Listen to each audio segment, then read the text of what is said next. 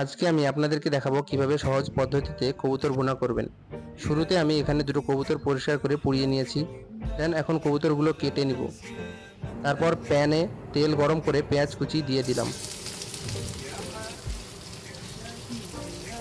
দিয়ে দিলাম গরম মশলা, মরিচের গুঁড়ো, হলুদের গুঁড়ো,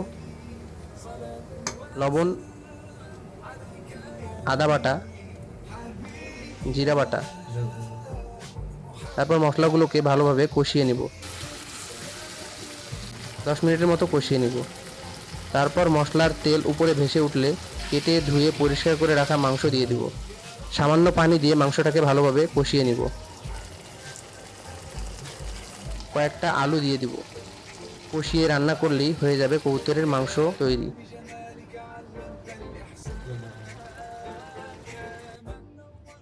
আল্লাহ হাফেজ।